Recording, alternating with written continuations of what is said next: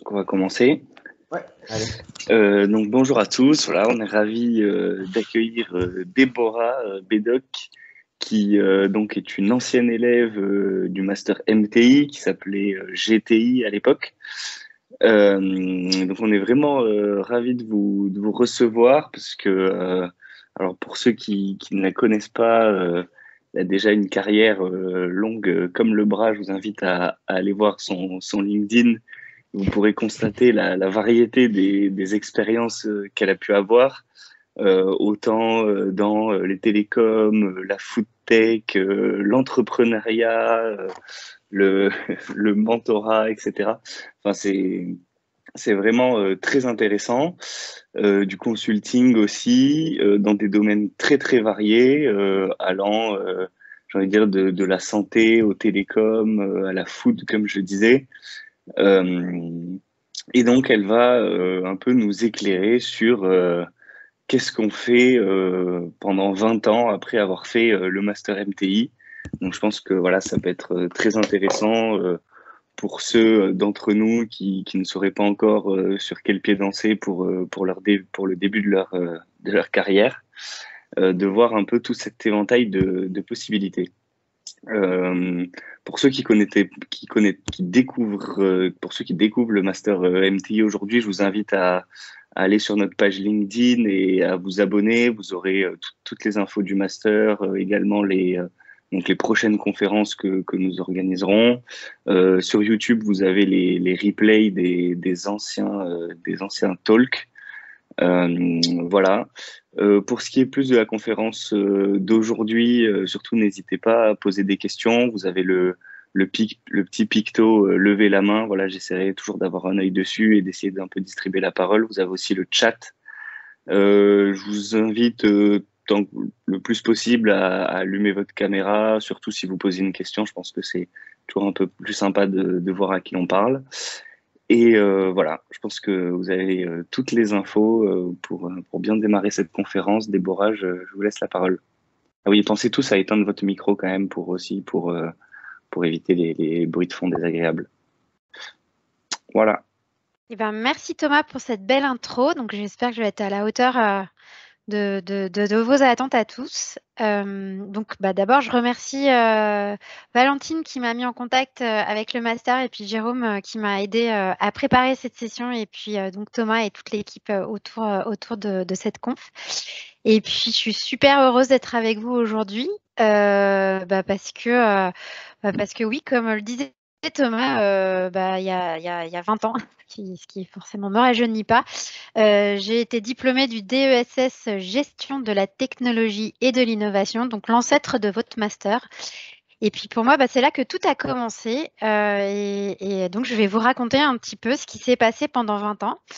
Alors, on a un peu coupé parce qu'il s'est passé beaucoup de choses, effectivement. Donc, avec Jérôme, on a essayé d'être un petit peu sur les choses voilà, qui avaient un petit peu orienté mes choix et qui avaient un peu transformé mon métier au fur et à mesure. Et alors, surtout, n'hésitez pas à m'interrompre, à me poser des questions. Je peux être très bavarde. Donc, voilà. Et puis, on va essayer de faire une demi-heure de presse. Et puis, si vous voulez, après une demi-heure de questions-réponses, si ça vous va. Alors Jérôme, j'ai un message qui vient de me dire que mon son marchait plus, donc on va voir si ça marche, si ça plante, tant pis, c'est pas grave. Et je vois pas Pour l'instant, tout va bien. forcément, pour l'instant tout va bien, je vois pas forcément si vous levez la main, tout ça, donc Thomas, je compte sur toi et on peut se tutoyer, voilà. Super, mais je fais Et la distribution de parole. super. Allez, c'est parti. Enfin, c'est parti si ça part. Voilà. Donc, je passe mon année de troisième cycle qui, j'espère, n'a pas trop évolué au niveau des programmes. Enfin, si, j'espère que ça a évolué quand même.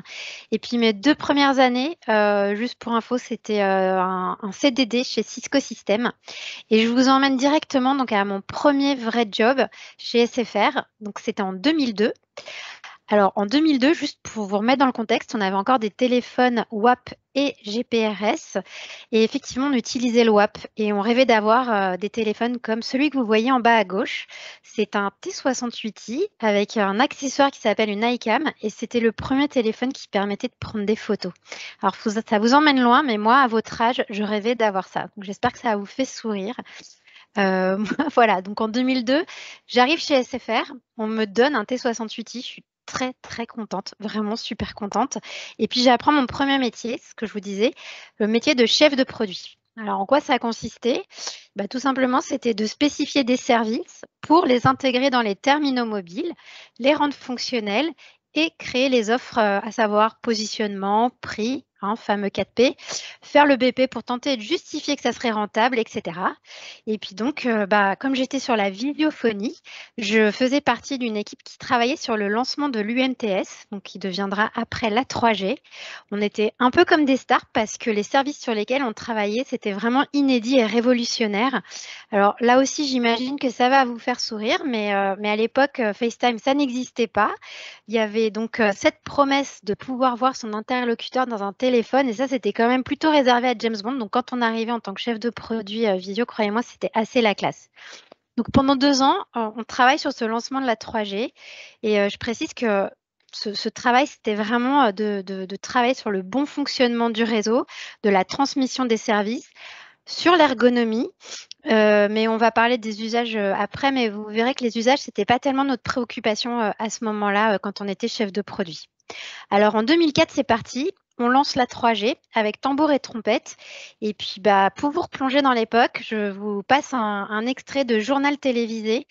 Alors en le regardant avec Jérôme, je me suis dit: «Ouh là, ça met un sacré coup de vieux», mais bon, voilà. Et puis, si vous êtes d'accord, je vous propose que vous notiez, un petit peu les choses qui vous interpellent dans cette vidéo et on en parle juste après. Et là, je croise les doigts pour que ça marche. Dites-moi si ça marche ou pas.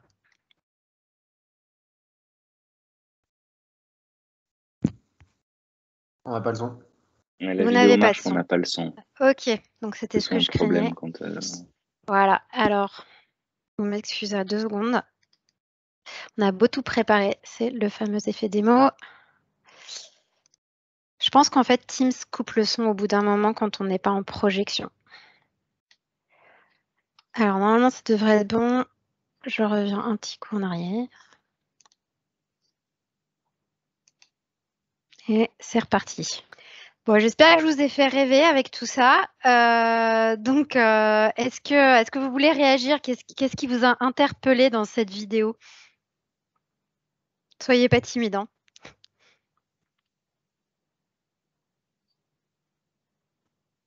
Alors Timothée, Ouais, vas-y. Timothée, vas-y. Ouais, alors je voulais revenir sur le début de la vidéo quand on voit des gens s'appeler avec avec la caméra, quoi. Et Ouais. c'est intéressant, mais ça on l'avait vu aussi en cours de stratégie justement cette année on était persuadé à l'époque que la vision rajouterait quelque chose aux appels téléphoniques et même c'est un peu une idée qui traîne depuis très longtemps. Et justement, finalement, aujourd'hui, on se rend compte que les appels, on les passe toujours majoritairement juste avec la voix. Et finalement, pour les appels en personnel, on préfère ne pas montrer forcément son visage. Et finalement, c'est qu'avec l'arrivée du télétravail que la visioconférence s'est vraiment instaurée.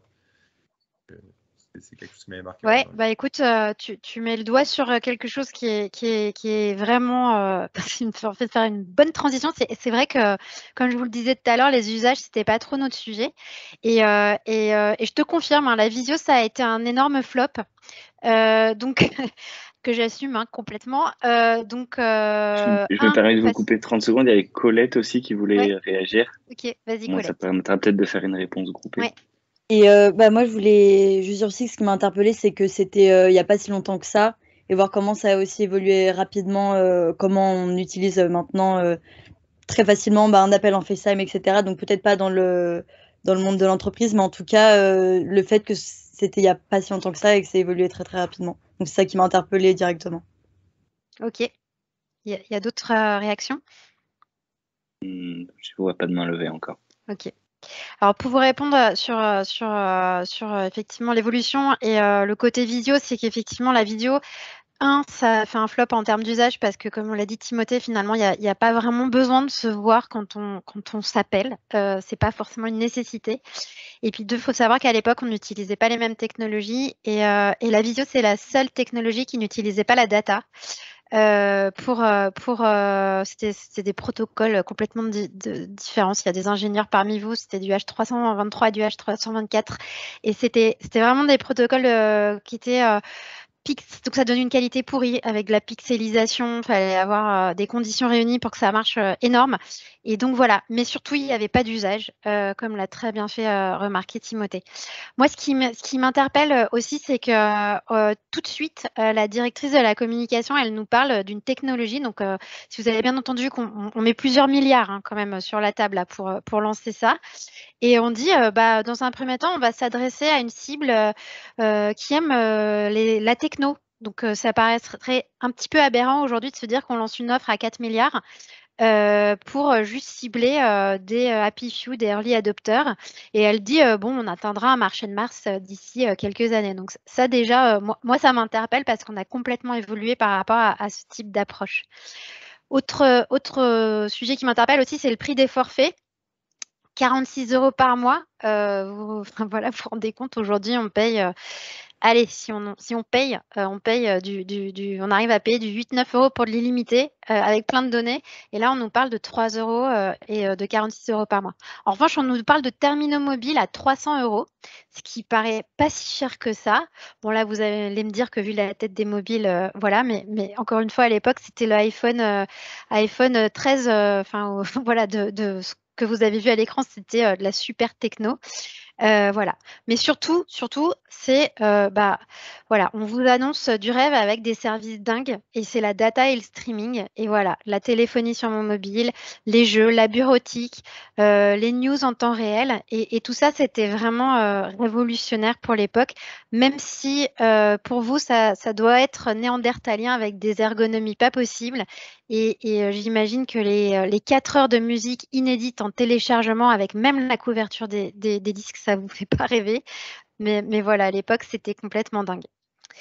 Et quelque chose juste que je vous fais noter, c'est le côté ergonomie. Parce qu'à l'époque, on se déplaçait dans des téléphones grâce à des touches et des claviers numériques et un hockey. Et voilà, comme aujourd'hui, c'est plus du tout le cas, imaginez bien que c'était un sacré travail de pouvoir naviguer dans tout ça. Donc, vous en avez parlé tout à l'heure, les usages. Est-ce qu'il y avait un usage réel pour tout ça? Eh bien, honnêtement, on ne savait pas. Mais c'était à la fin qu'on se posait la question quand on allait devoir mettre un prix sur nos services et savoir de quelle manière on allait devoir communiquer sur nos services. Donc, qu'est-ce qui allait avoir de l'appétence pour les clients? Mais l'usage, donc, n'était pas un sujet. On était complètement technocentrique, c'est-à-dire que c'était la technologie qui nous faisait avancer et innover, et on le voit bien dans ce film, puisque c'est l'arrivée de la data et de ce réseau qui nous fait avancer. Et donc, c'était vraiment le moteur clé de créativité. Allez, j'enchaîne. On fait un bond dans le temps. Entre-temps, j'ai lancé un email mobile, le premier webmail SFR, et puis on arrive en 2007, pardon. Alors, je vais m'arrêter 2 secondes en 2007. Qu'est-ce qui se passe en 2007? Vous avez un petit indice à l'écran. Le lancement de l'iPhone.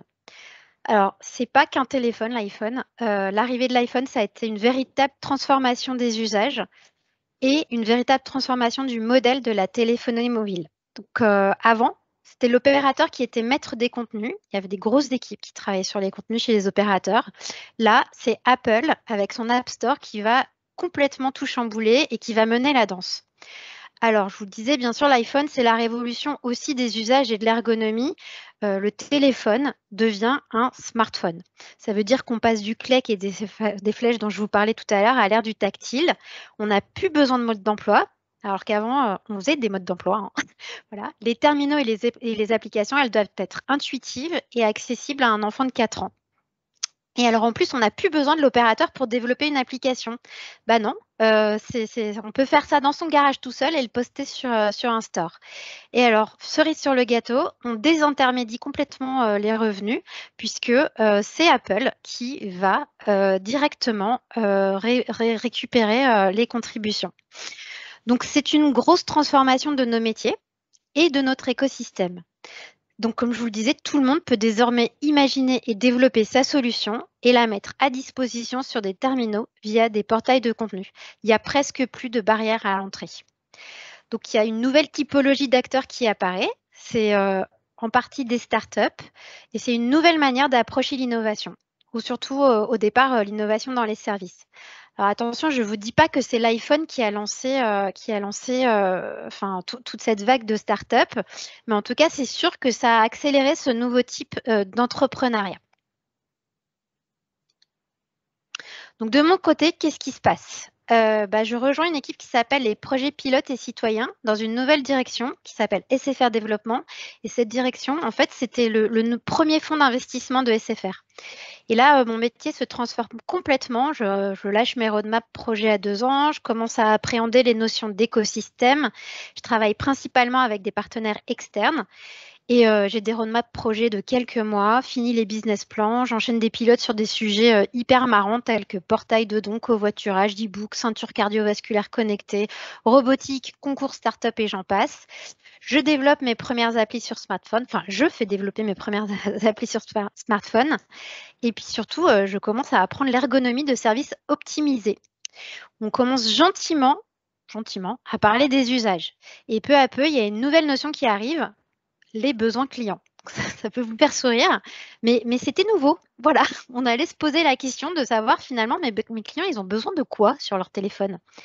Et donc, c'est à peu près à cette période que de technocentrique, on devient user-centrique. On cherche à se différencier. La techno, elle passe vraiment au second plan et ça devient un moyen de réalisation. Et on change aussi notre manière de penser. D'ailleurs, on parle d'innovation de rupture. Donc là, je m'amuse vraiment pendant cette période-là. Et puis, les choses évoluent en termes de stratégie chez SFR. Et donc, en 2009, je prends un léger virage pour devenir Business Development Manager, toujours au sein des SFR Développement. Mais désormais, mon rôle, c'est d'étudier les nouvelles opportunités de croissance pour l'entreprise sur des sujets précis, l'énergie et l'éducation. Alors bon, ça peut être un petit peu bizarre, mais on étudiait sur ces segments les services que nous pouvions apporter via nos réseaux et nos terminaux au sein des foyers et des collectivités. Donc oui, l'énergie, quel est le rapport? Eh bien, toujours grâce à la connectivité, on est en capacité de créer des services pour mesurer, accompagner dans la consommation énergétique. Et moi, je travaille précisément à cette époque-là sur les solutions d'énergie management. Idem sur l'éducation, qu'est-ce qu'on vient faire là? Eh bien, grâce à nos box et à nos terminaux mobiles, on se dit qu'on a la capacité d'apporter des services et des contenus numériques au sein des écoles et des foyers. Et alors là, il y a une notion qui est très, très en vogue aujourd'hui, c'est la notion d'écosystème. Et cette notion d'écosystème, elle devient capitale parce qu'on adresse des sujets sur lesquels on n'a pas forcément des expertises et on va aller chercher ces compétences complémentaires et on est vraiment prêt à explorer de nouvelles manières d'innover. C'est à cette période-là, qu'on va vraiment s'orienter sur l'usage, mais aussi sur ce qu'on appelle les innovations de rupture. Et je vous propose de regarder un exemple concret. Là aussi, je vais vous remettre dans l'ambiance. En revanche, j'ai de nouveau eu le message sur le son qui ne marchait pas. Donc, désolée, je dois encore faire la petite manip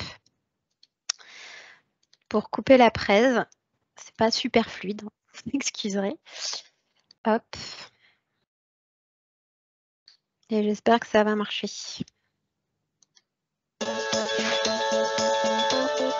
Vous êtes déjà pris un râteau, une veste, je veux dire une rupture en bonne et due forme, hein. Moi jamais. Enfin jusqu'hier. Ah, c'est pas vrai. Sarah m'a dit, t'es gentil, retourne chez ta mère. T'es gentil, tu retournes chez ta mère. Bref, innover en rupture, ça me connaît. Dis-moi Quentin, t'es beau comme un pape, ça veut dire quoi innover en rupture? Innover en rupture. Innover en rupture, hein, je Exactement. pense qu'il faudrait plus de quelques minutes pour en parler. Ça dépend. Qu'est-ce qu'on entend par innover et qu'est-ce qu'on entend par rupture aussi. Innover en rupture, qu'est-ce que c'est? Chez les opérateurs tels que chez SFR, on a plutôt l'habitude pour innover de partir d'une idée de produit ou par exemple d'une technologie et puis on étudie tout ça et ça donne des services. Là, on a décidé de faire autrement et d'innover par l'usage. Et ça veut dire quoi? Ça veut dire quoi? Ça veut dire que là, dans le cas concret de l'edutainment, je vous explique après. On a détecté une piste intéressante pour SFR en termes de positionnement, mais on n'a pas réussi à trouver le service. Donc, on est allé voir des populations de créatifs. Hey, I'm Flo, I'm from London, England, Chelsea. I'm Maxime from Manchester United. Pour nous aider à réfléchir sur le sujet. Donc SFR acteur de l'edutainment, très bien. Mais ça veut dire quoi exactement l'edutainment? C'est quoi l'edutainment? Ça, c'est drôle. C'est hein, quoi, alors, je trouve. Enfin, edutainment, je sais pas, je trouve ça génial comme mot. Edutainment, c'est fusion de divertissement et éducation. En anglais, entertainment et education.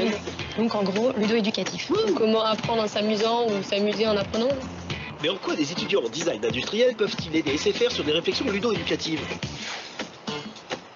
Et dans l'école, nous avons évidemment une capacité à créer des imaginaires, à réfléchir et mener de la création. Et donc, on a effectué cette connexion et l'idée de cette collaboration est sous cette forme. Ok. On n'a pas toujours l'occasion de travailler avec ce type d'entreprise, tant par sa taille que par ses activités. La base du partenariat, c'est travailler dans des conditions qui rappellent celles qui nous préparent en tout cas à celles qu'on va avoir dans notre métier futur. Donc toujours travailler avec, à partir d'une commande et d'un commanditaire qui a lui aussi ses propres exigences. Et toi, Charlotte, pourquoi tu as choisi ce projet? Pourquoi moi j'ai été volontaire sur ce projet?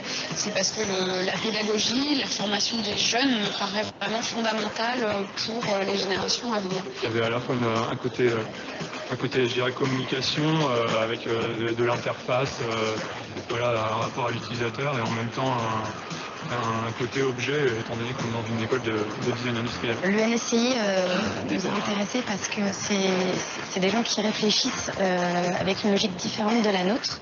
Ah oui, c'est une logique différente de la vôtre. Oui, effectivement. Mon Dieu. Et donc, on est venu les voir pour nous sortir un petit peu de nos carcans habituels. Ah oui, d'accord, je vois, c'est pas gagné. Hein. Mais pourquoi faire appel à des étudiants? Ça apporte une vision différente et une certaine fraîcheur. Ils sont pas entraînés. Ils ont été chercher des choses auxquelles on n'aurait jamais pensé. Et toutes ces réflexions, j'imagine, vont alimenter la technologie de demain. Eh ben exactement, vous avez tout compris. En fait, on va passer ça à la moulinette. Okay. Et puis derrière, on va essayer de créer un produit, un service concret. Quelque chose qui va être commercialisable, développable et commercialisable. Passer à la moulinette, c'est ça votre job? Ça, c'est mon job. Eh ben, c'est une expérience qu'il faudra renouveler. Allez, salut Quentin et bon film.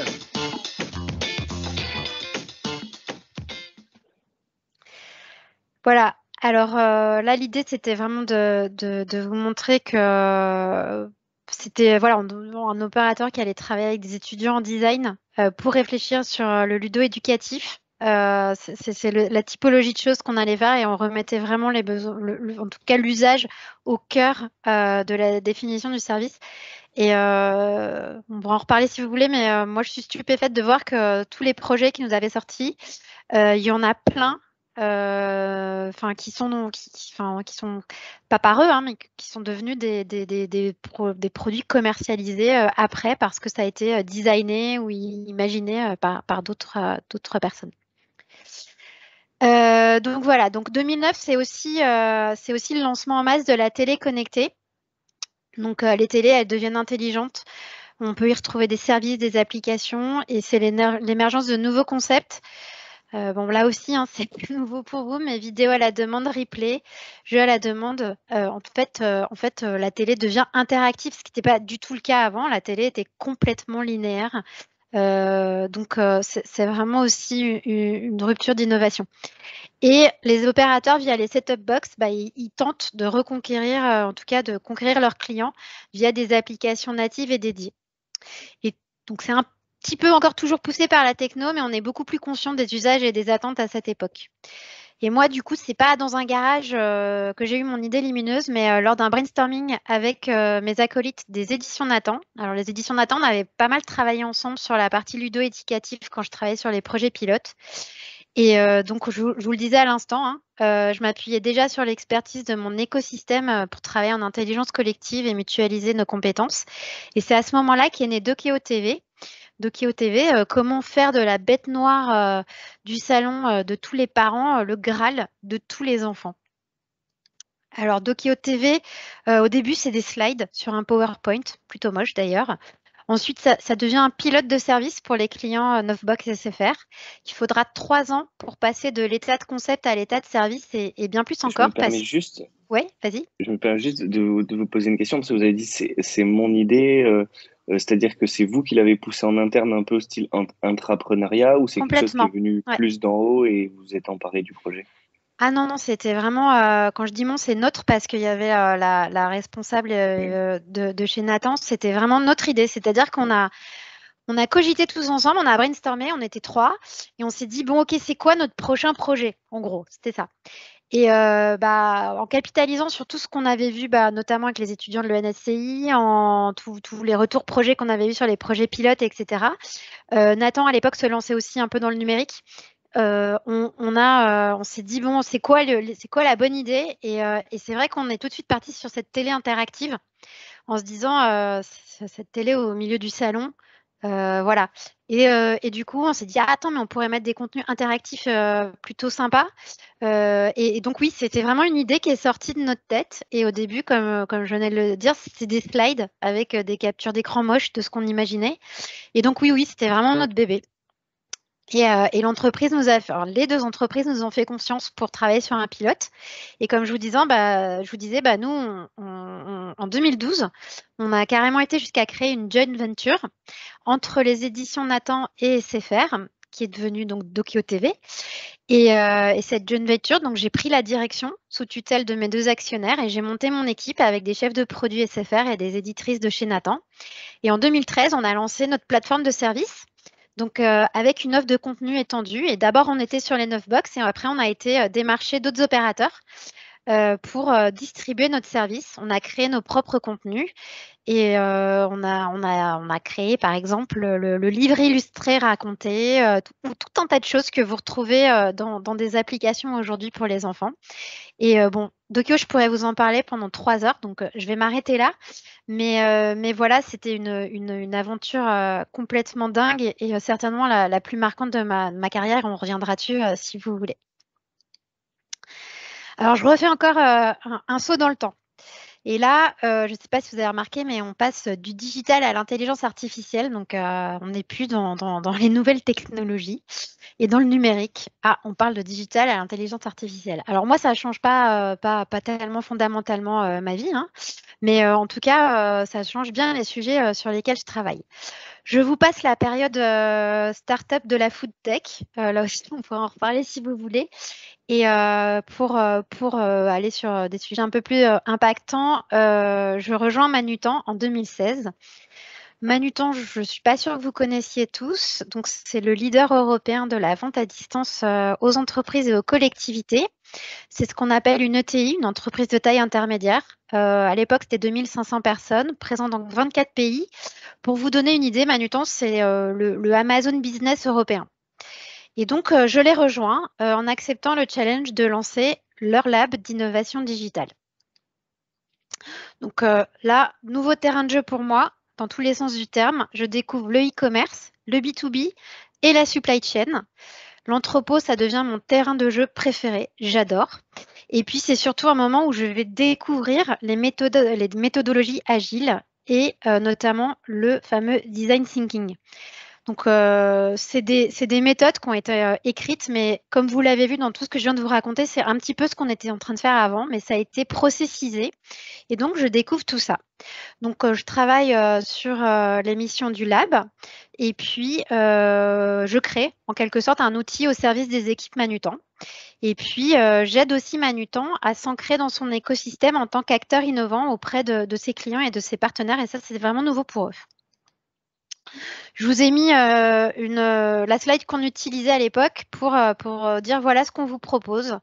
Et donc, nous, notre motto au lab, c'était on part des douleurs de nos clients, hein, les fameux pain points, pour identifier des solutions et pour résoudre ces pain points et identifier des solutions. Donc, encore une fois, le digital n'est qu'un moyen d'y parvenir. On était toujours customer-centrique. Et puis, on avait un objectif d'expérimenter en fail fast. Donc, il valait mieux se gourer vite que prendre trop de temps et se gourer complètement de toute façon. Et puis, toujours travailler en intelligence collective en s'appuyant sur des expertises croisées. Quand on n'a pas la connaissance, on va la chercher ailleurs. Donc, j'ai fait pas mal de projets, donc de l'application pour les forces de vente à un outil de rationalisation pour la supply chain, en passant par des terrains de sport augmentés je vous expliquerai si vous voulez. On a été sur des projets assez nombreux et là aussi, ça a été une expérience vraiment enrichissante et formidable sur laquelle j'ai beaucoup appris. Alors, j'arrive en 2018 et je change complètement de monde. Mais alors là, vraiment complètement de monde. Et je rejoins donc Janssen France. Janssen France, c'est la filiale pharmaceutique France du groupe Johnson & Johnson. Johnson & Johnson, c'est le premier groupe de santé mondial. Et donc, je découvre cet univers de la santé, totalement nouveau pour moi, hein, donc. Mais alors, surtout, ce que je découvre, c'est que c'est un environnement extrêmement contraint et réglementé et qui est en pleine mutation avec d'énormes enjeux technologiques. Donc, un peu comme une consultante interne, au début, je dois trouver ma place et donner du sens à mon métier. Donc, j'enchaîne les missions transverses avec toujours un même objectif, accompagner les équipes dans la compréhension et l'intégration des technologies à leur métier. Et donc, j'ai un nouveau terrain de jeu. Donc, vous voyez, j'utilise beaucoup ce côté terrain de jeu, parce que moi, je m'amuse beaucoup dans ce que je fais. Et mon nouveau dada, c'est la donnée de santé.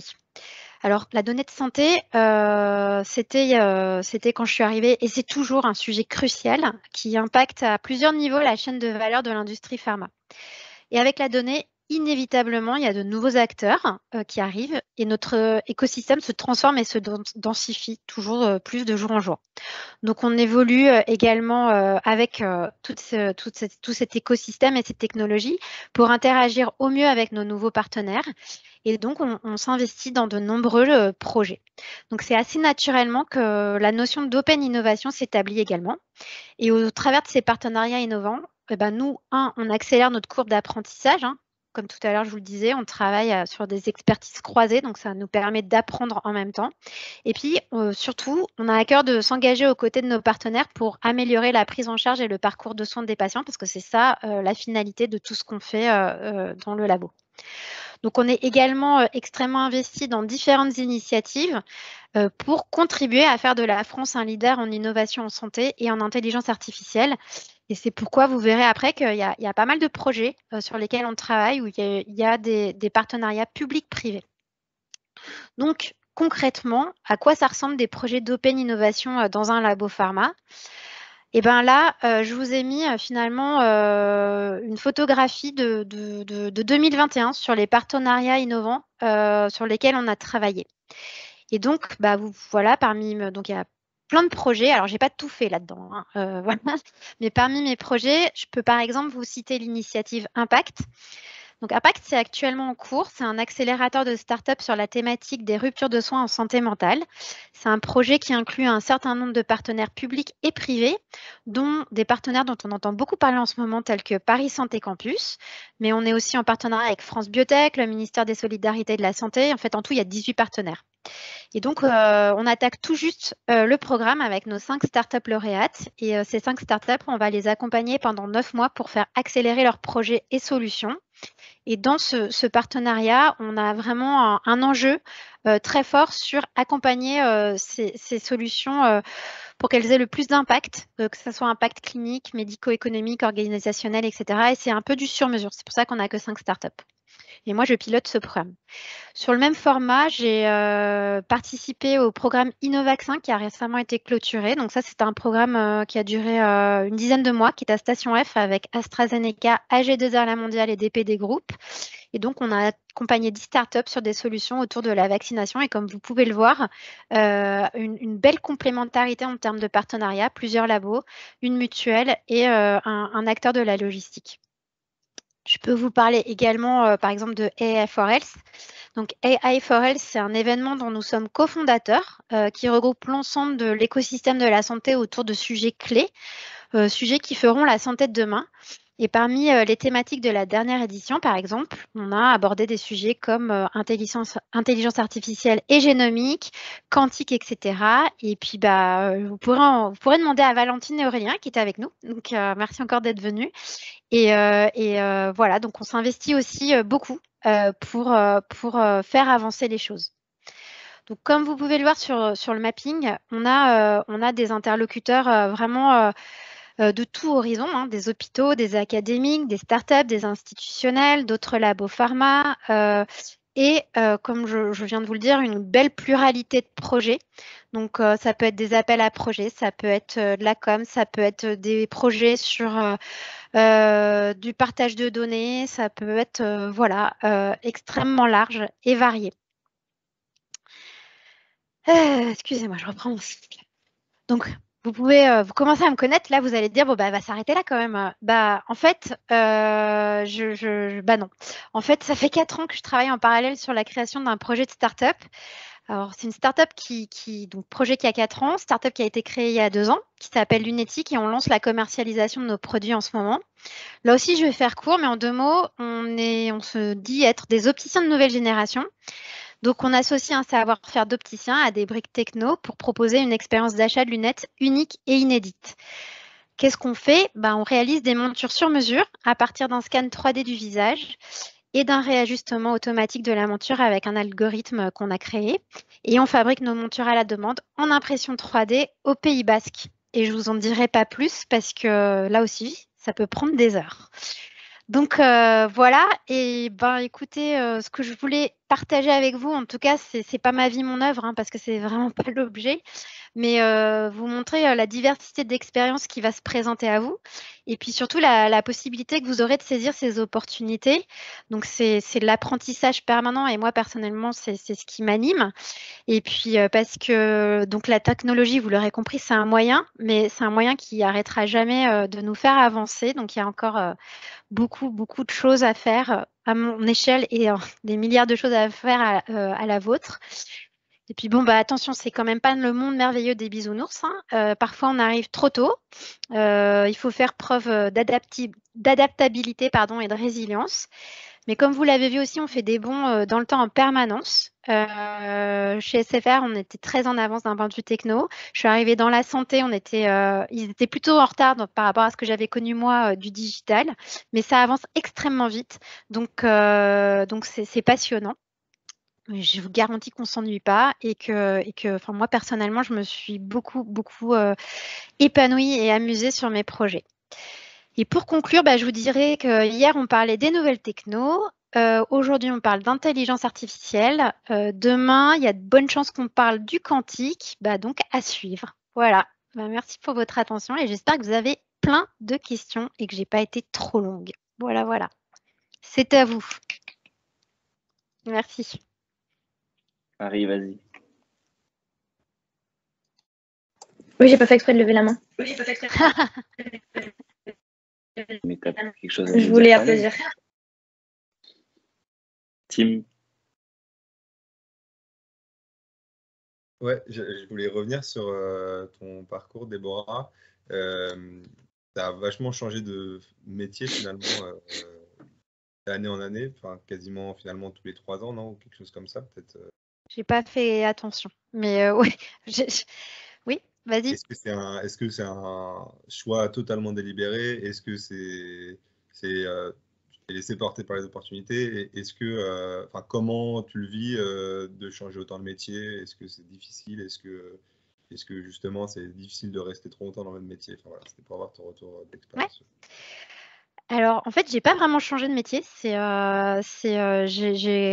J'ai évolué, mais toujours avec le fil conducteur de l'innovation digitale en trame de fond. Alors, je sais plus l'appeler digital, nouvelle techno, je sais plus. Enfin, vous avez suivi quoi. Mais c'est toujours resté en trame de fond et c'est ça qui m'a permis de grandir au travers de mes expériences. J'ai été totalement opportuniste. Voilà, j'assume. En revanche, quelque chose qui est très symptomatique chez moi, c'est que je suis totalement dans la création et dans le défrichage. Et que typiquement, quand un projet est lancé, donc je vais me passionner pour comprendre de quoi on parle, etc., de faire en sorte que maintenant, par rapport à tout ce que j'ai appris et j'apprends encore, ça convienne aux besoins, etc. Mais une fois que c'est lancé, c'est vrai que j'ai tendance à me dire c'est quoi la suite, quoi. Et donc voilà, donc je ne l'ai jamais vécu comme une rupture dans mon parcours. Et pour moi, ça a été une progression. Après, ce qui a été super enrichissant, c'est de changer de secteur. Et ça fait un bien fou.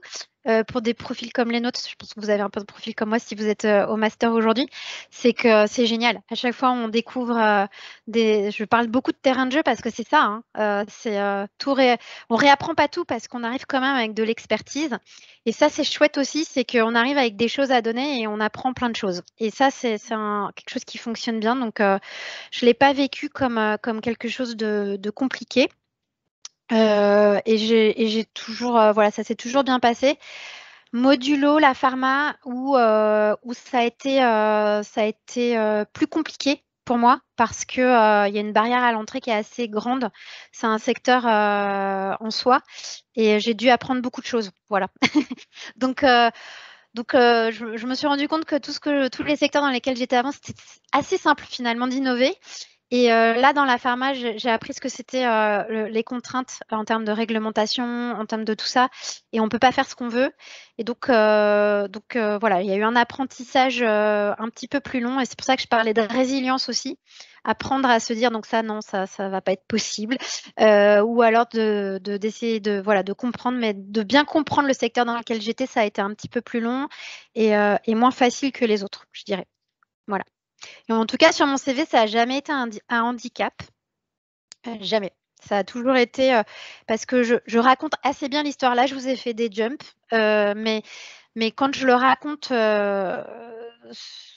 il y a une suite logique en fait. Peut-être elle est moins apparente aujourd'hui dans la restitution que je vous ai faite, mais il y a une assez bonne suite logique dans tout ce que j'ai fait. Et preuve en est, on peut très bien passer des télécoms à la food tech, en passant à la pharma, en passant par la supply chain. Et même en le disant, ça me fait marrer, mais voilà quoi. Et puis aussi diversité de taille d'entreprise, parce que vous avez vu que j'ai fait du grand groupe international, de la start-up, de l'ETI, de l'auto-entrepreneuriat. Ça m'a pas du tout plu toute seule, je ne sais pas faire. Voilà, donc. Moi, j'avais une question. Tout à l'heure, tu parlais d'opportunités souvent, etc. Et justement, quand on change beaucoup de carrière comme ça, est-ce que c'est une histoire d'opportunité? Est-ce que c'est grâce au réseau? Est-ce que, par exemple, les postes que tu as occupés, c'est des offres auxquelles tu as postulé? Ou c'était juste, ou par exemple, c'est parce que tu avais vraiment les compétences en inno que tous ces groupes-là sont venus te chercher? Comment ça s'est passé? Alors, il y a eu un petit peu tout, mais je me suis créé les opportunités principalement. En fait, j'ai été pas mal chassée, mais jamais sur des jobs sur lesquels j'ai été. Voilà. Mais mes opportunités, je les ai créées. Le premier conseil qu'on m'a donné, j'étais encore étudiante et j'étais pas encore à Dauphine. Et parce qu'avant, j'étais à Assas, je faisais de l'économétrie. Et ma carrière était toute tracée pour moi dans l'économétrie. Et c'est d'ailleurs rigolo que je sois dans la donnée aujourd'hui. Mais voilà. Et quelqu'un m'a donné un conseil en me disant, parce que j'hésitais entre Dauphine et un DEA. Bref, voilà. Et cette personne m'a dit, tu sais, ce qui est vachement important, ça va être ton réseau. Et ton réseau, tu vas plus avoir la capacité de le construire avec une référence comme Dauphine. Et voilà. Et donc, pour rebondir sur ce que tu viens de dire, j'ai commencé à travailler mon réseau toute jeune. Bon, là aussi, vous allez me dire que je suis très vieille, mais moi, j'ai vu le lancement de LinkedIn. Hein, voilà, bon. D'ailleurs, je pense, j'ai reçu un jour un message de joyeux anniversaire et de félicitations de la part de LinkedIn parce que j'étais dans leurs 500 000 premiers abonnés ou je sais pas quoi. Enfin voilà. Et donc j'ai eu la chance d'avoir le lancement de LinkedIn à peu près la première année de travail que j'ai fait chez Cisco. Mais pour vous dire aussi, moi, je me suis retrouvée plusieurs fois au chômage dans ma carrière. Donc, c'est pas une tare. C'est juste à des moments, les connexions se font pas au bon moment, mais c'est pas grave. Donc, moi, je les ai construites, mes opportunités, plus que d'avoir été chassée. Parce que jusqu'à il n'y a pas très longtemps, j'étais quand même sur un profil qui était peu connu. Aujourd'hui, vous tapez Open Innovation, vous tapez Innovation Digitale, il y a un tas de trucs, mais ce n'était pas forcément le cas il y a encore quelques années. Voilà. Donc, travaillez votre réseau, c'était ça le message. Et ça, j'imagine que maintenant, c'est quelque chose qui est de facto dans vos manières de faire. Oui, Jérôme. Ouais, pour revenir sur Lunétique, pourquoi est-ce que tu as voulu lancer ta startup en parallèle de ton job? Parce que j'imagine que ton job, c'est un job à temps plein. Et du coup, comment est-ce que tu fais pour gérer un peu le double aspect de ta vie pro entre un job de salarié et un job d'entrepreneuse? Alors, bon, là aussi, le CEO de Lunatic, c'est mon grand frère. Voilà. D'accord. Au début, c'était un coup de main pour lui marketer son offre. Voilà. Maintenant, on est 5 cofondateurs. Donc, le coup de main s'est transformé en investissement personnel. Et donc, déjà, une grande transparence avec Janssen sur cette double activité. Parce que quand ils m'ont recruté, j'étais déjà sur mon projet de startup, donc je leur ai tout de suite dit. Ils ont adoré. Ils ont trouvé que c'était totalement dans le profil de ce qu'ils recherchaient, donc ça n'a jamais été un tabou. Et pour moi, ça a été un énorme soulagement parce que j'ai pu mener les deux. Après, en termes d'organisation, comme on est 5, c'est pas tout le temps le rush pour moi, donc j'arrive assez bien à gérer. Il y a des périodes, c'est un peu plus difficile, mais globalement, je m'en sors bien. Mais le grand secret, c'est pas de tabou. Voilà. Donc être très transparente envers les 2 entités pour lesquelles on travaille. Et puis surtout dans le domaine de la pharma, on se doit d'être très rigoureux, etc. Je fais très attention à, par exemple, si je suis amenée à être en contact avec le même interlocuteur ou la même entité pour la startup et Janssen, je fais des déclarations de conflit d'intérêt, par exemple. Ou des choses comme ça pour bien structurer les choses et qu'on puisse pas me reprocher quoi que ce soit, et puis surtout d'être très réglo. Et puis pareil, quand je suis amenée à... Forcément, ma startup n'est pas directement dans le secteur de la santé, mais un peu quand même. C'est de l'optique. Si je me retrouve sur des événements, quand j'y vais en tant que Janssen, j'y vais en tant que Janssen. Je ne fais pas mon marché pour les deux en même temps. Enfin voilà, donc il faut avoir une bonne rigueur. Voilà. Ok, d'accord. Et du coup, par rapport à l'envie de partir dans l'entrepreneuriat, est-ce que encore c'était une opportunité parce que ton grand frère lançait la boîte, tu t'es dit, moi j'ai envie de monter dedans, ça m'intéresse. Est-ce que c'est quelque chose que tu avais envie de faire depuis longtemps et tu t'es dit que c'était l'occasion? Pourquoi en fait l'entrepreneuriat? Alors, en fait, la période food tech, j'étais déjà dans cette idée d'entrepreneuriat, hein, le fameux je bosserai plus dans des grandes boîtes, j'en ai marre, nanana. Et puis, je me suis un peu cassé les dents parce que je suis partie sur l'auto-entrepreneuriat et vraiment, j'ai réalisé que je ne savais pas travailler toute seule, en fait. Voilà. C'est pas une tare, il faut juste le savoir. Il y en a qui y arrivent très bien. Moi, c'est pas mon truc. Il faut que j'ai des gens avec qui j'interagis, pardon. Et voilà. Donc, moi, l'entrepreneuriat, c'est pas une fin en soi, hein. C'est pas vraiment le truc. Je suis très heureuse dans des entreprises. La preuve, je suis retournée dans un immense groupe. Donc, voilà, c'est pas le sujet.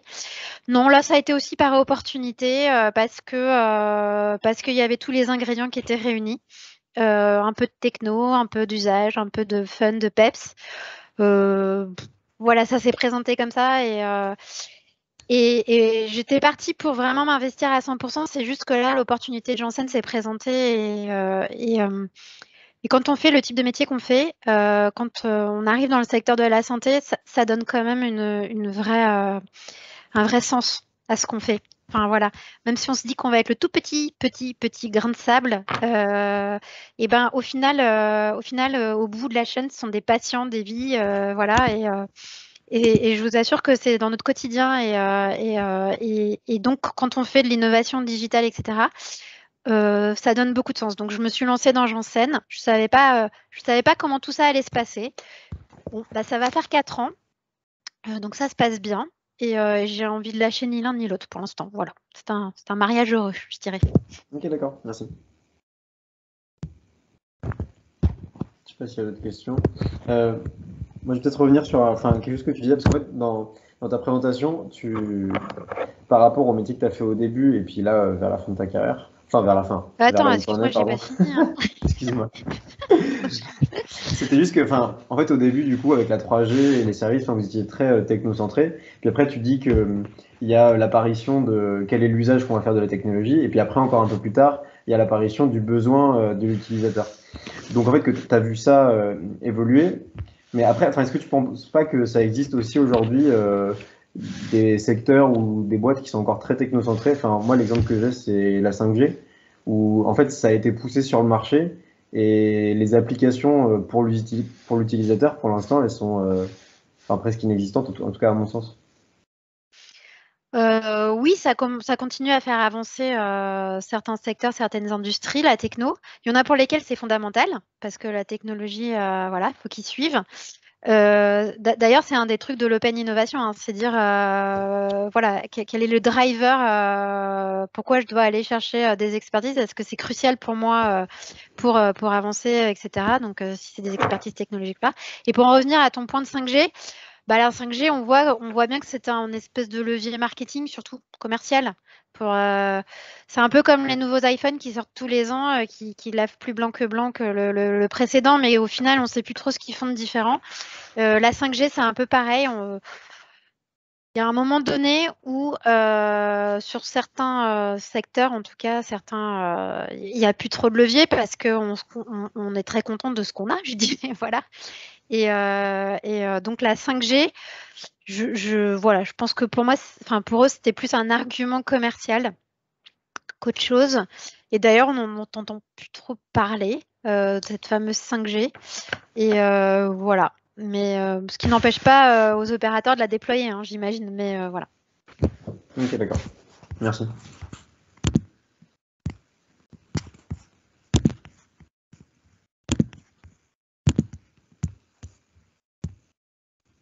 Autre question? Aurélien, vas-y. Ah ouais.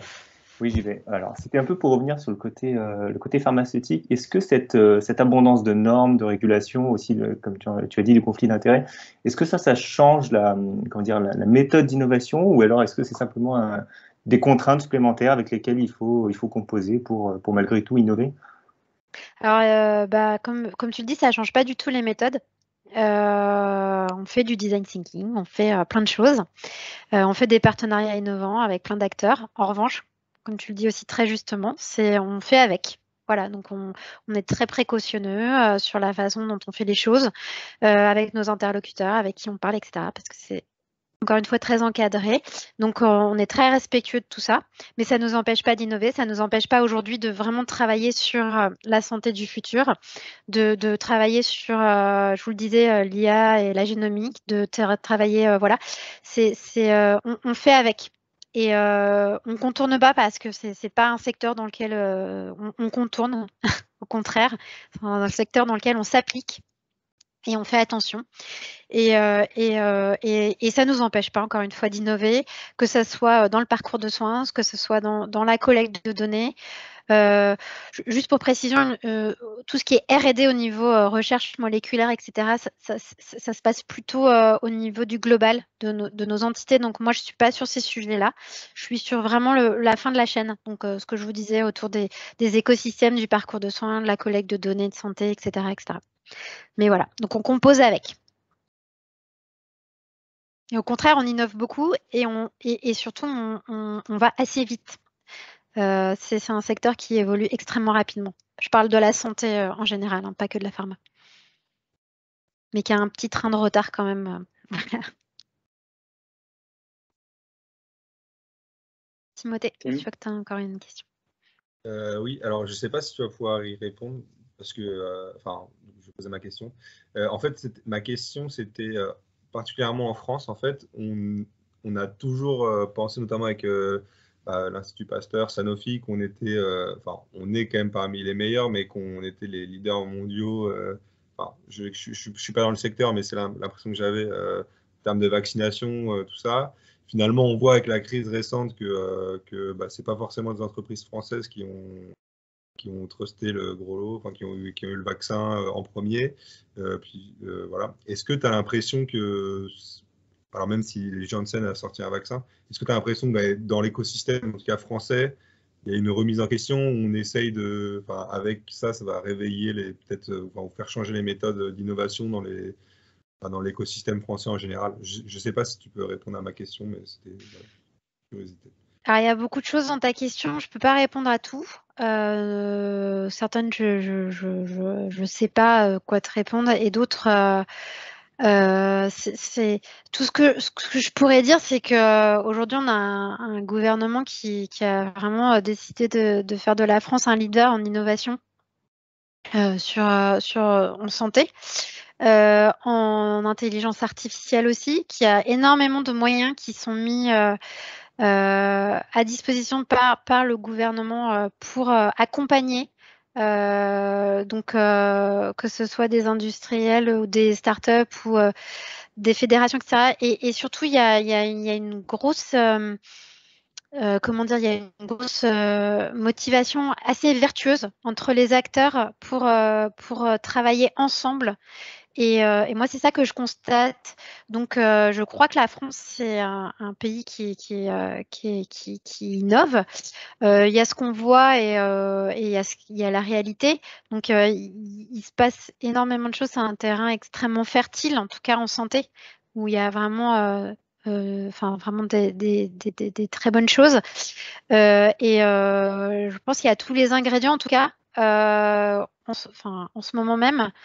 Au-delà des polémiques sur les vaccins sur lesquelles je ne répondrai pas, mais pour en tout cas continuer d'innover, continuer d'avoir de la recherche, de l'académique et encore une fois, ces écosystèmes qui se mobilisent, qui travaillent ensemble. Je vous parlais d'Impact tout à l'heure, mais Impact, ce qui est assez dingue, c'est qu'on est 18 partenaires et on a...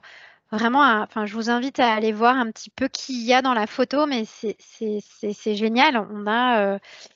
On a d'autres labos, on a la Fondation Université de Paris, je vous le disais, Paris Santé Campus, le ministère des Solidarités et de la Santé, l'UNAFAM, qui est une association de patients, des business angels. Enfin voilà, il y a vraiment un beau collectif.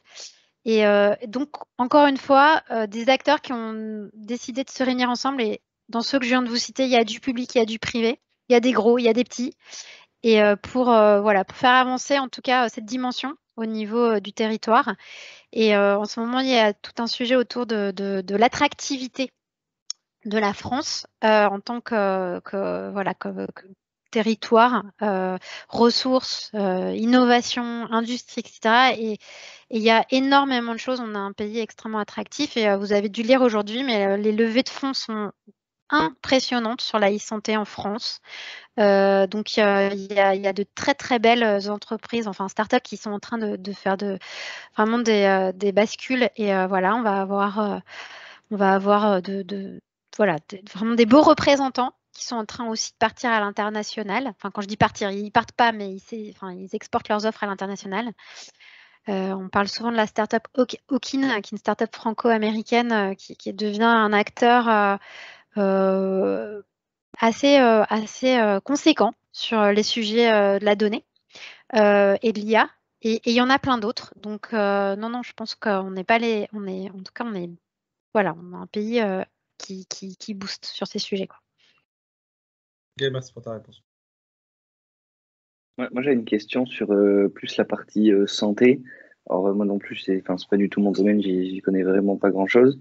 Mais c'était pour ça. Comment est-ce qu'on innove en santé? Est-ce que on attend un peu d'avoir le couteau sous la gorge et d'avoir une crise de type Covid? Enfin, est-ce qu'on agit en réaction, quoi? Ou est-ce qu'on arrive à être en proaction par rapport à quelque chose? Est-ce que c'est plus dans, je sais pas, les procédés, plus dans le produit en lui-même?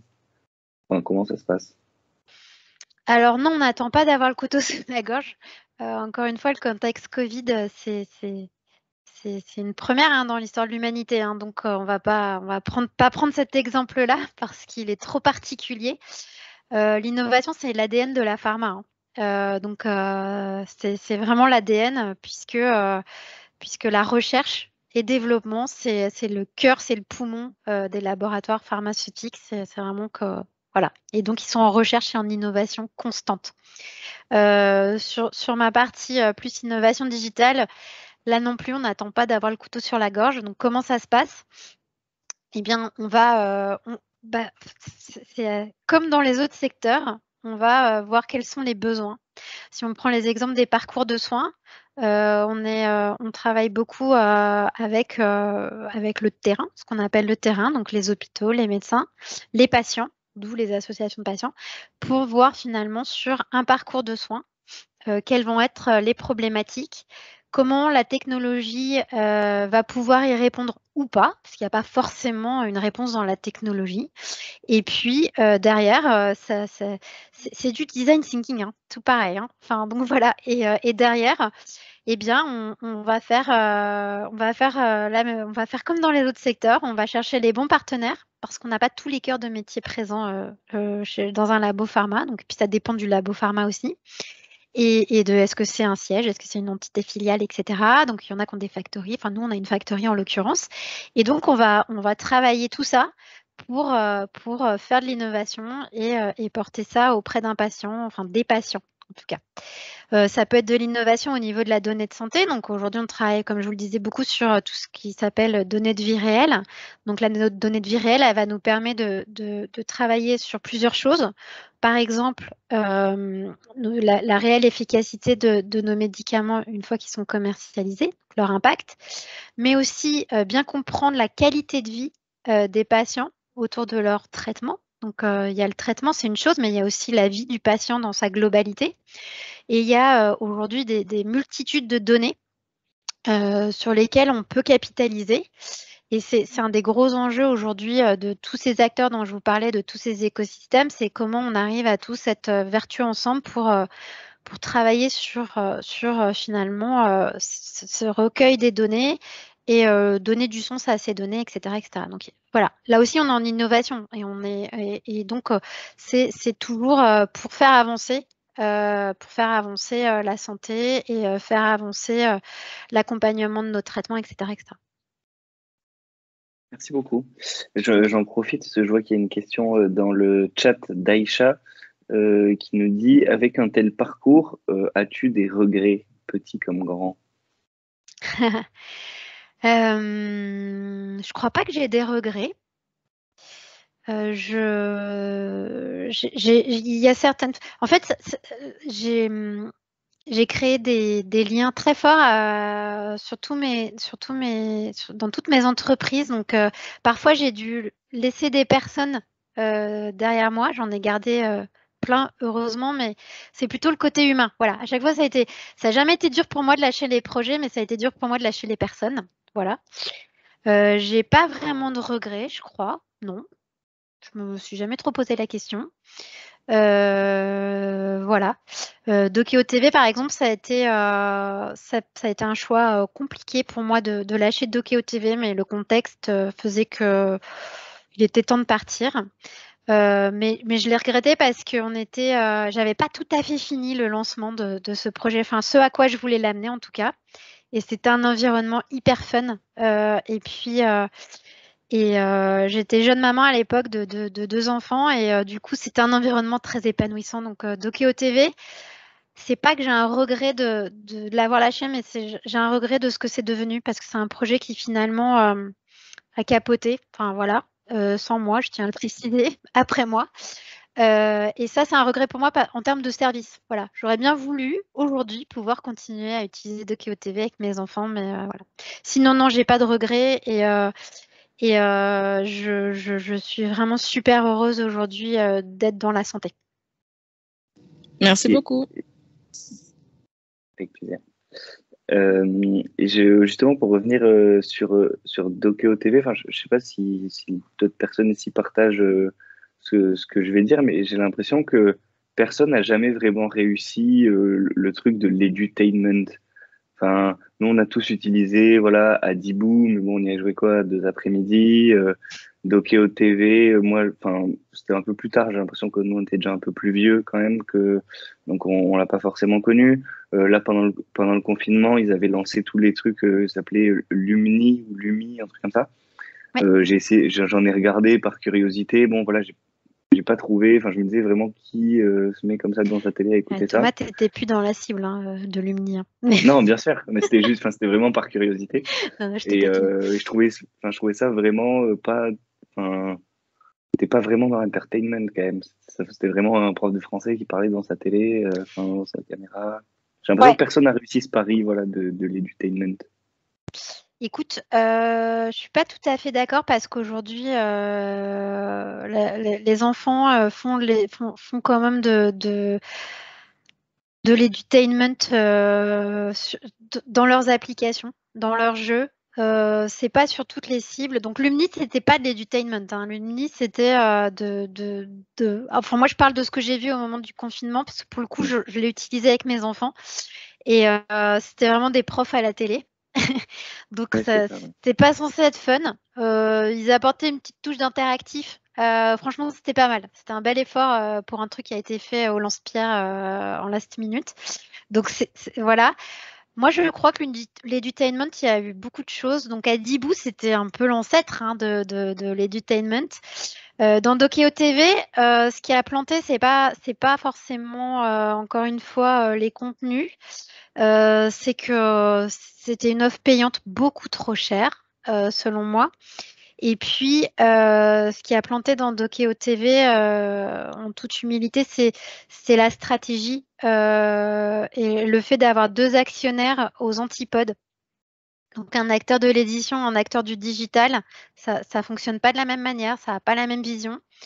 Et peut-être qu'au moment de la signature, les planètes étaient alignées, mais quand il a fallu se remettre en question, changer de business model, pivoter, c'était absolument pas entendable pour les éditions Nathan. Et donc, voilà.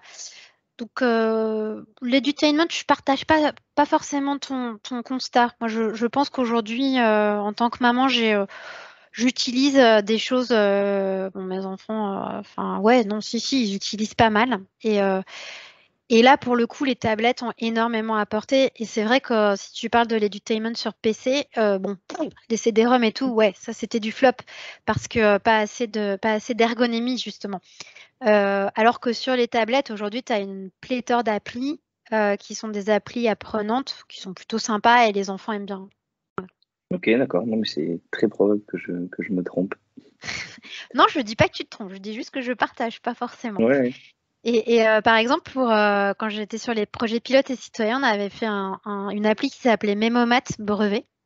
Et on avait fait des avatars pour réviser tes maths pour le brevet et ça avait super bien marché. Voilà. Ok. Super. Est-ce que quelqu'un a une autre question? Je vois le chat. S'il n'y a pas d'autres questions, je vais peut-être poser une dernière question. Puisque du coup, tu as fait le master avant nous et tu nous as déjà donné quelques conseils, notamment sur savoir saisir les opportunités, savoir aussi se créer un réseau et puis voilà, pour continuer dans sa carrière. Ce serait quoi les conseils que tu aurais, d'autres conseils que tu aurais à nous donner pour construire une carrière aussi intéressante que la tienne? Moi, je ne sais pas si ma carrière elle a été intéressante, mais en tout cas, je me suis épanouie. Donc, moi, j'aurais tendance à vous dire qu'est-ce qui vous fait du bien dans vos métiers. Écoutez les conseils des autres aussi, mais pas de tout le monde. Bien choisir. Mais en tout cas, toujours à penser à qu'est-ce qui vous fait du bien. On a une époque maintenant où c'est fini, je fais 20 ans dans la même boîte et tout, ça n'existe plus. Hein. Enfin, voilà, donc toujours, moi en tout cas, c'est ce qui a été mon driver, c'est toujours d'être dans l'apprentissage, mais l'apprentissage ludique. Alors oui, on retrouve beaucoup le ludique hein, dans mon parcours, mais parce que c'est un de mes moteurs. Et moi, je suis hyper curieuse, donc voilà. Dès que ça va être nouveau, je pense que si demain on me propose d'aller travailler sur un truc, j'en sais rien du tout moi sur la la culture en biodynamique ou je ne sais pas quoi, je pense que c'est un sujet pour lequel je peux me passionner. Voilà, c'est juste, c'est en tout cas, écoutez-vous, c'est un peu ce que j'ai envie de vous dire. Et ouais, le réseau, moi ça m'a toujours servi, donc n'hésitez pas à vous en servir. Surtout maintenant avec le réseau que vous allez vous créer. Et donc, n'hésitez pas à taper aux portes, à prendre conseil, à poser des questions, à vous renseigner. Personne ne viendra jamais vous... Enfin, moi, en tout cas, on m'a jamais fermé une porte quand j'ai demandé « Bonjour, j'aimerais en savoir plus sur votre métier, votre industrie, votre secteur. » Voilà, on m'a jamais fermé une porte. Donc, j'ai osé plein de choses. Et puis un conseil qu'un coach m'a donné, mon coach, parce que j'ai un coach aussi, parce que voilà, c'est pas forcément simple de s'y retrouver.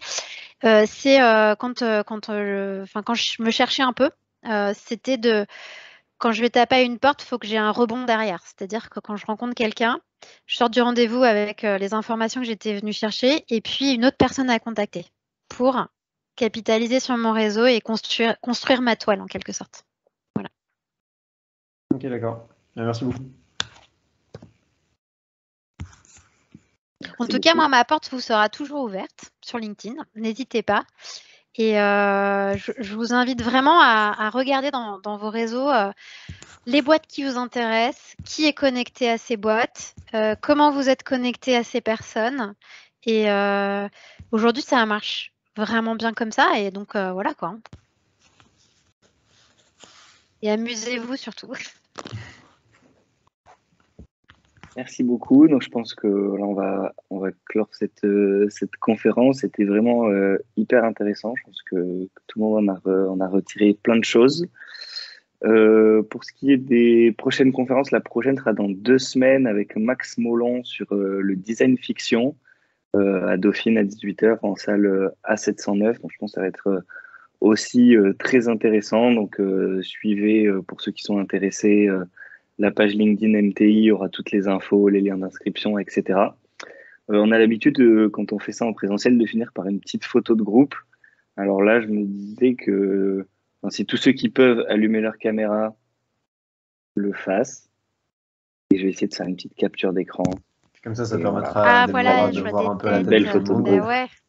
Voilà. N'hésitez pas. Hein. Donc c'est vraiment juste pour la photo. N'hésitez pas tous ceux qui peuvent à allumer votre caméra.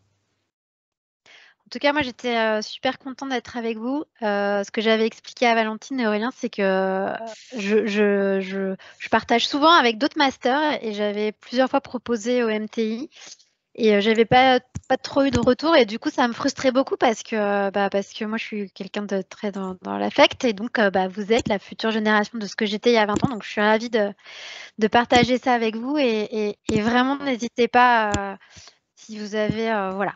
Je sais pas, n'hésitez pas à me solliciter, je le ferai avec beaucoup de plaisir. Et donc, j'ai pas encore d'offre de stage à vous proposer, mais je réfléchis à voir comment on pourrait créer éventuellement quelque chose. Voilà, rapidement, s'il y en a qui sont intéressés, n'hésitez pas à me faire un coucou. Voilà, ou à m'envoyer vos CV. Allez, tout le monde fait son plus beau sourire. Merci. Top. Bon, eh bien, merci beaucoup encore une fois, Déborah. Avec plaisir. Merci à tous ceux qui ont suivi la conférence pour vos questions, vos échanges. Et je vous souhaite une bonne soirée. Portez-vous bien et j'espère à très bientôt. Merci. Au revoir. Merci, au revoir. Merci, au revoir.